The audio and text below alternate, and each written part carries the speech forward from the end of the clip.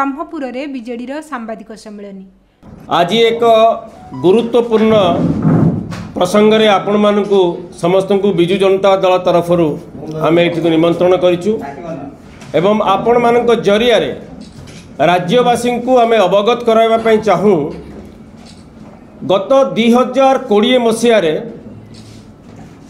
Tata Motors रे चाकरी करई देबी बोली कही मिछ प्रतिश्रुति देई गोपालपुर मान्यवर विधायक एवं वर्तमान भारतीय जनता पार्टी रो जे ब्रह्मपुर लोकसभा आसन पर जे प्रार्थी अछंती से प्रदीप पाणिग्राही राज्यर निरीह लोकंकु एवं विशेषकरी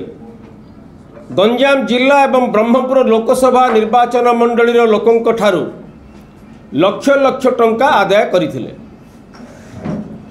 टाटा मोटर्स तरफरु करा जाइथिबा एक एतला मुताबक टाटा मोटर्स कंपनी जो एतला देइथिला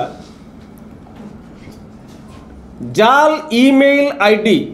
टाटा मोटर्स रो जाल ईमेल आईडी प्रस्तुत करिबा सह टाटा मोटर्स रो एमडी भावे परिचय देई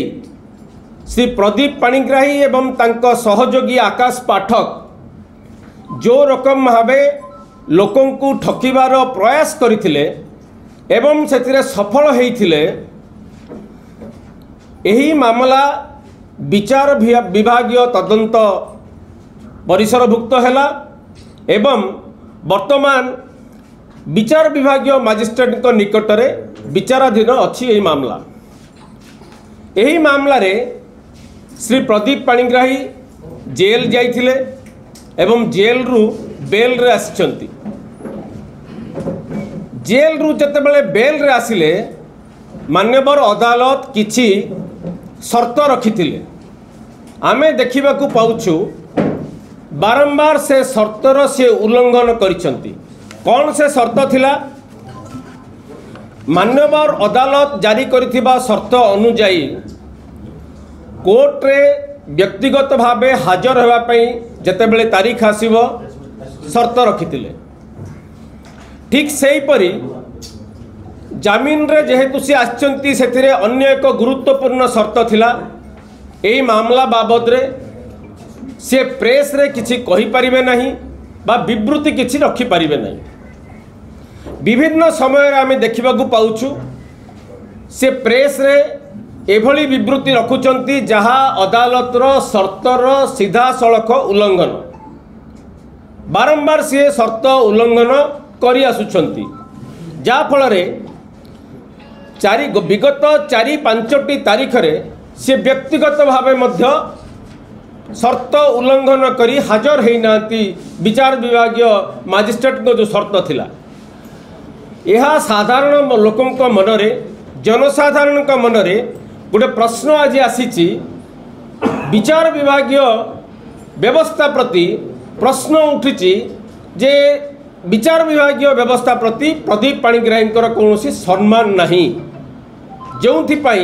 जो शर्त रखिकी तांकू बेल दिया जाइथिला से शर्त को से बारंबार उल्लंघन करुछंती। तांकू जदि अन्य भाषा रे आपण कहिबे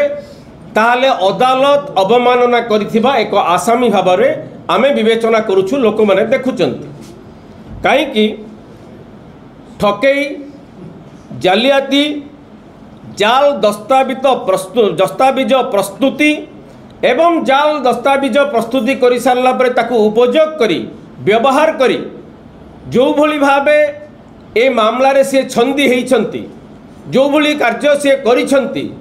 तांकू विचार विभागीय व्यवस्था अनुजाई शर्त पालन करिया पई से बाध्य किंतु एथिरे से शर्तर खिलाफ करुछंती एवं प्रत्येक अवसर रे आमे देखुछु सी ए केस बाबद रे बाहर जो विवृत्ति रखुचंती ताहा बारंबार तांकर शर्त उल्लंघन करुछि। तेणु आमे ए प्रसंग रे आमे एतिकी आशा करिवु जे क्राइम ब्रांच जो मामला दायर करथिले प्रदीप पाणिग्राही आकाश पाठक विरुद्ध रे जोथिरे से बेल रो आसीथिबा गोटे आसामी जोथिरे से जेल जाइकी अदालत रे अर्थ जमा करिकी बेल रे आसीचंती एवं बारंबार शर्तर खिलाफ करुचंती तांकू निश्चित भावे आगामी दिन में यार मूल्य देवाक पड़ो नचेत विचार विभागीय व्यवस्था प्रति जो प्रश्न आज उपजी जनसाधारण मनरे निश्चित भाव आमर व्यवस्था प्रति कोठी ना कोठी आंगुली उद्रेक कर।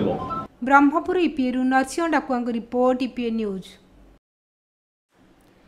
एमिती आउ किछि नुआ नुआ खबर जानिबा पई आम ईपीए चैनल को लाइक शेयर एवं सब्सक्राइब करने को भूलंतु नहीं।